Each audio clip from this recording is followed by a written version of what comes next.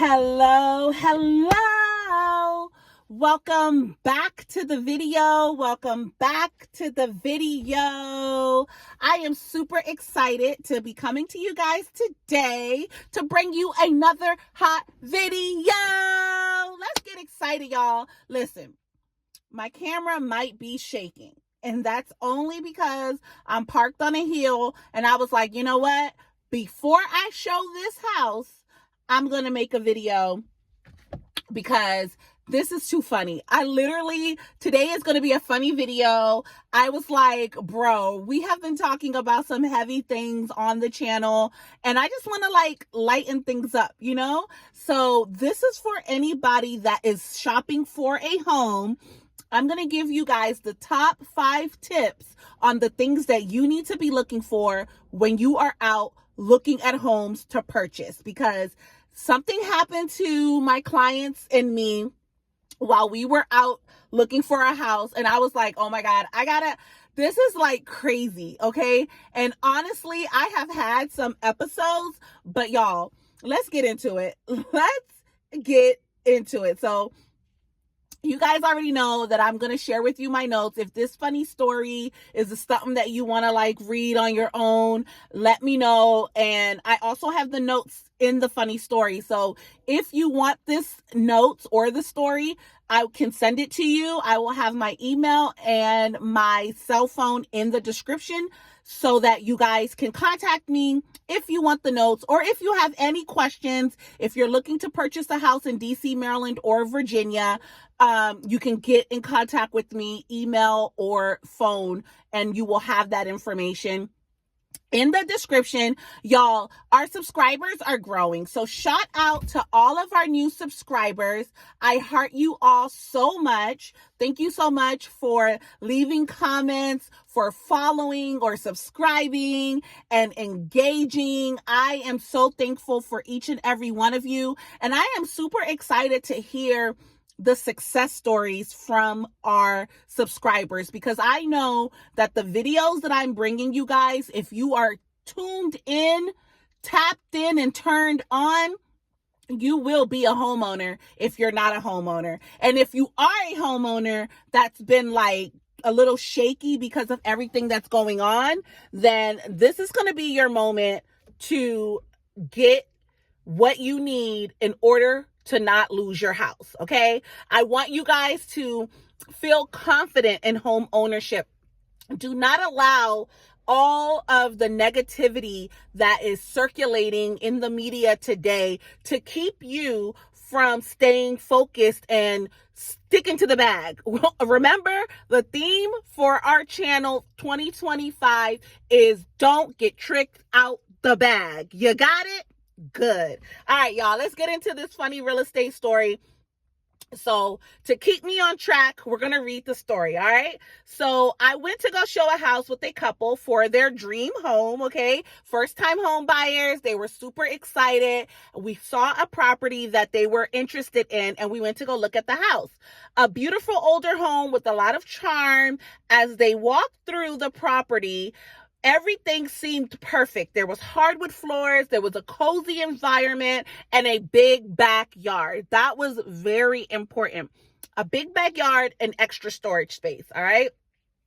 So once we reached the basement, y'all, I was opening up the doors, showing them the spaces, and next thing you know, we came to this closet. Y'all, we came to this closet. I opened up the closet door, and a teenage boy was in the closet, and we were like, my clients looked at me, and then I was just like, okay, so here we have a perfect example of storage space, right? The boy looked at me, he walks out the closet and just ran up the steps. My clients were like, what was that? And I was like, oh, that's just the owner's son. I'll make sure to let the listing agent know that he was hiding in the closet.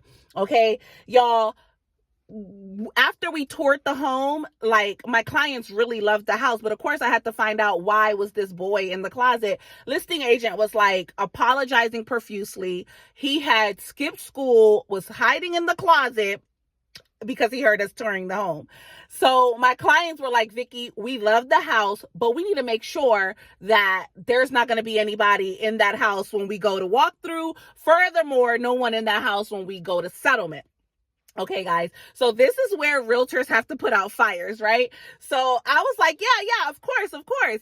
And I told them what the listing agent told me, that the boy was skipping school and that's why he was in that closet. So my clients were like, okay, we're going to put an offer. We put in an offer. We go to do the home inspection. The boy was not in the house. We go to do the walkthrough. The teenage son was not in the house. We go to settlement. The mom and the dad were super embarrassed and super apologetic. Like, when you are closing on a house, you can request whether or not you want to purchase, like you want to have settlement with the buyer or you want to just do it separately. Prior to 2020, we used to always do it together. But after 2020, when you're at settlement, typically they separate the buyer and the seller. In this case, the sellers really wanted to meet the buyers so that they could apologize for their son being in the house.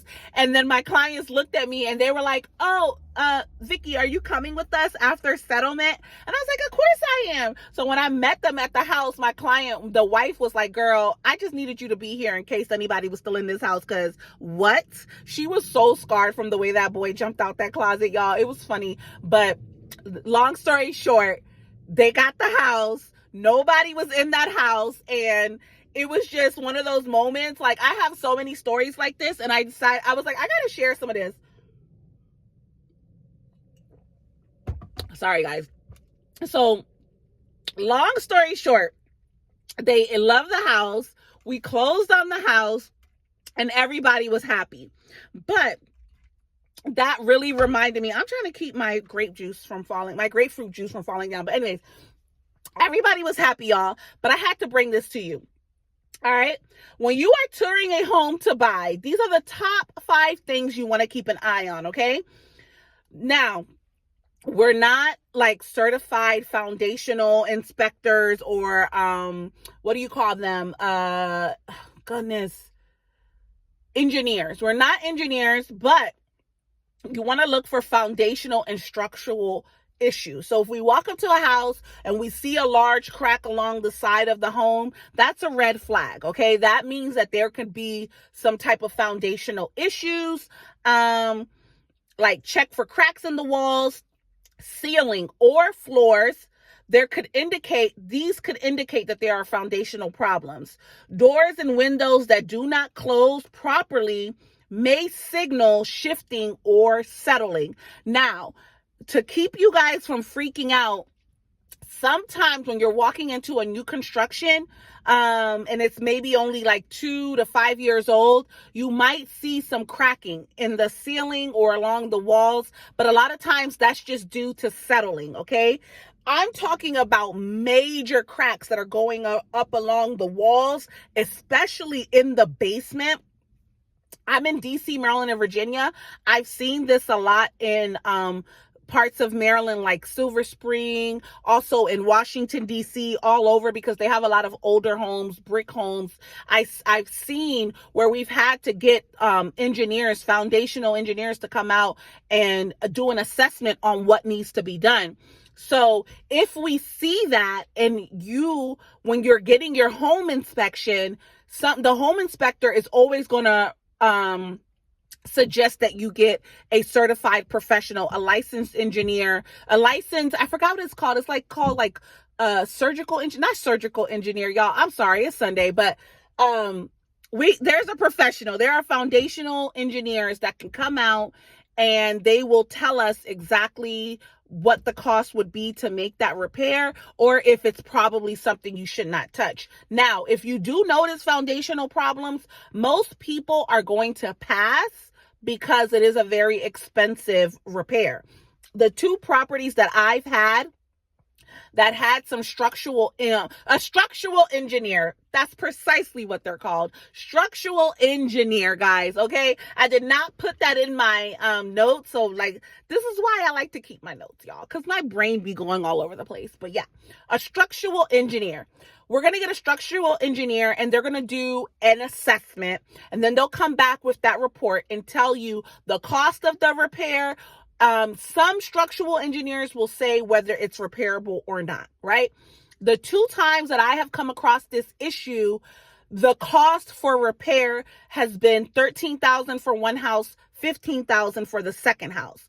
Both times I was able to negotiate the seller paying the buyers for that repair. Okay. So this is why it's very important to get a home inspection, because in both cases, these were homes that my clients really loved, and they opted to get the home only if the seller was willing to make the repair.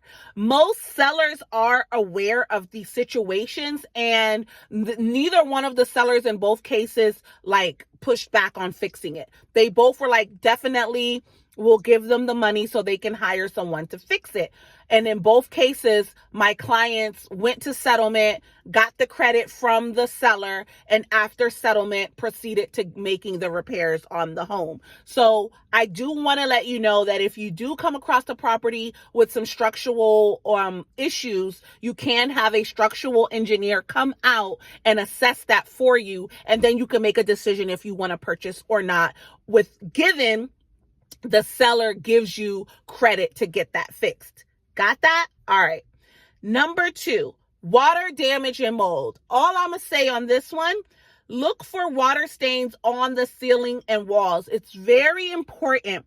This is one thing that I noticed that a lot of people don't realize, especially when I'm walking through homes with them. They're so excited to be in their new homes that they don't pay attention to water stains. They don't pay attention to broken windows. They don't pay attention to condensation in the windows that can indicate that the house has very old windows, or that there is some type of water getting through the windows or into the walls. So we want to pay attention for watermarks and water stains. We want to pay attention to mold, like if you smell mold, because although these can be very simple repairs, sometimes there was a leak, the leak was repaired, but in some cases, the drywall was only replaced in the area where they needed to repair the leak, but water kind of like set in another area, and then there's a water stain there. So it doesn't always mean that there is an active leak, but sometimes it does mean that there is an active leak. And so that could be a very costly repair. Also, mold, depending on how severe it is, can be a very costly repair. In most cases, any home that I have walked in that we smell mold, my clients didn't buy. Okay. I did have a few transactions where there was signs of mold in the basement, and my clients opted to, again, negotiate the cost of that mold remediation to the sellers, and the sellers agreed to pay, and then they got it remediated, drywall taken out, cleaned up.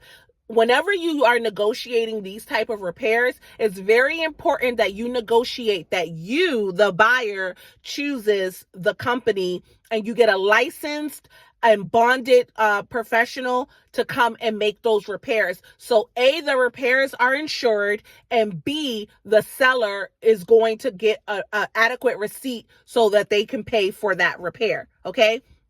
In most cases, the sellers have always had no problems, because they want to get their house sold. So if we bring them a repair that they know that they're not going to be able to sell it to anybody else without getting that fixed, more than likely they will get it fixed. And if they don't get it fixed, well, then it's not a house that you want to buy, because who wants to take on that type of repair? You know what I'm saying? So there's that. Okay. So we got to pay attention to that. Number 3, roof and exterior conditions. Ask about the roof's age. A roof near the ending of its lifespan is 15 to 30 years. So most roofs are going to have a life expectancy of 15 to 30 years. Okay.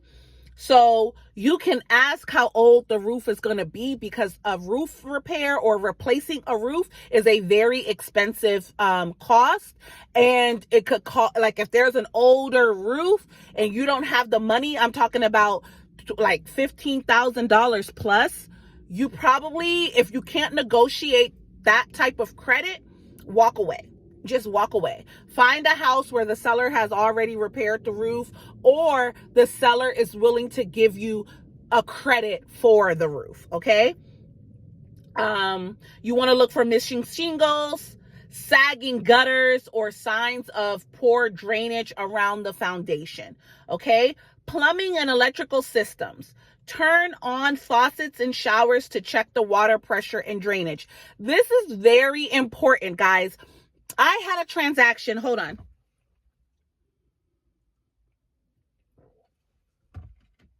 Ooh.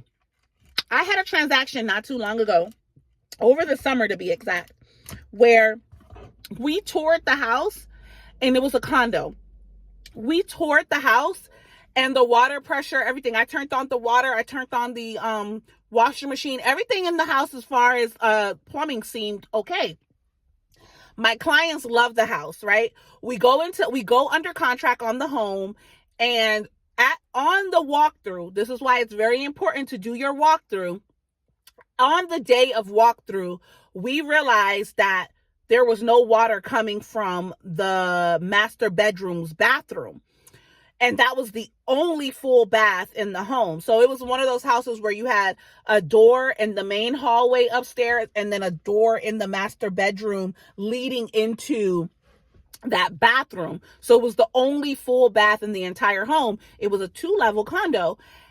Long story short, there was no water. Like, water was coming through the washing machine, but there was no water coming through the master bedroom, the only bath in the house. So I called the listing agent like, hey, did the sellers tell you that they were having issues with the water in the bedroom? And she was like, no, this is the first I'm hearing about it. And I'm like, okay, well, we can't go to settlement until we have some type of agreement of this getting fixed, or we can always postpone settlement and allow your sellers to get this fixed. Well, nobody, the buyers nor the sellers, wanted to postpone settlement. So the sellers agreed to quickly call a plumber to come out and fix the problem. The plumbers were out there fixing the problem. Everything was worked out on the day of settlement, and we closed on the house. But this is why it's very important to not only check for any plumbing or electrical issues when you view the house, on your home inspection, and on the walkthrough. I like to schedule my walkthroughs a day or the day of settlement, right? Because if you do your walkthrough a week before, because you can do the walkthrough up to 7 days before closing, but there's a lot that can happen in 7 days, right?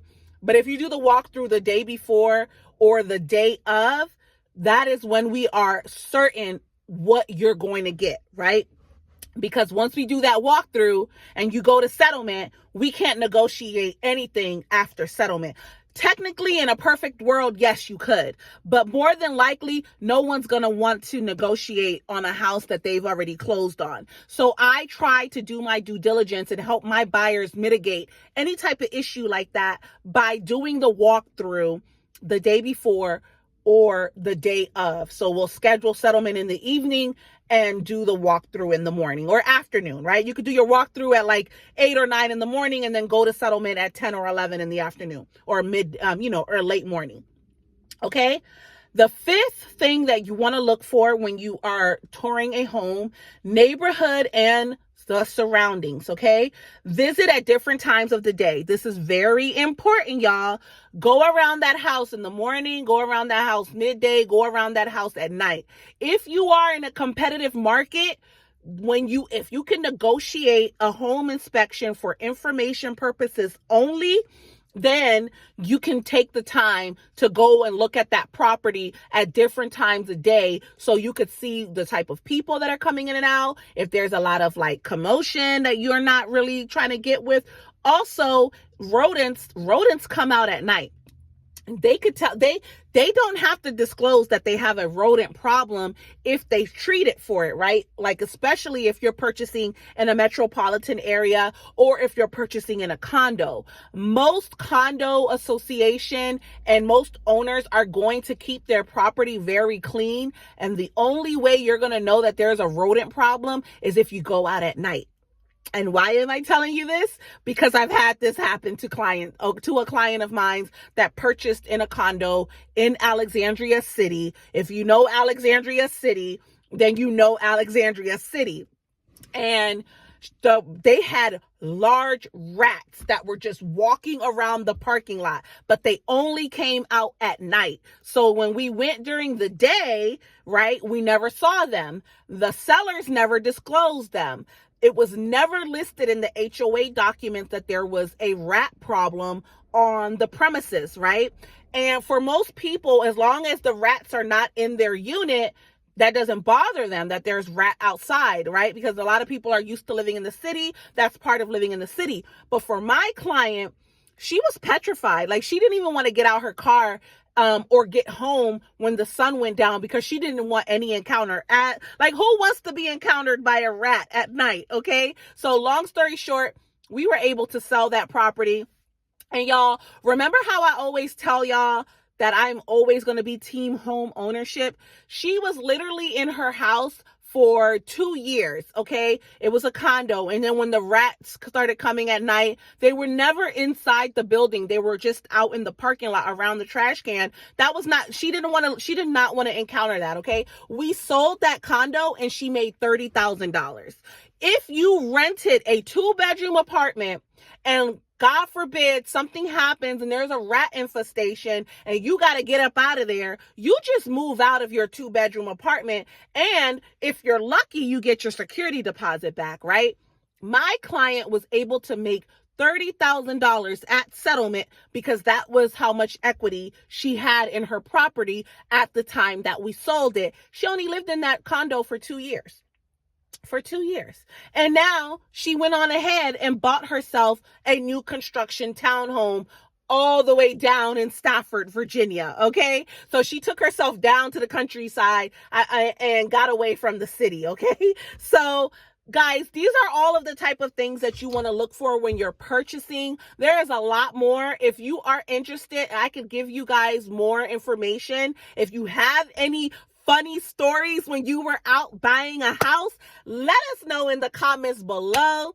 Remember, guys, change your mind, change your life. Change your mind, change your life. All right?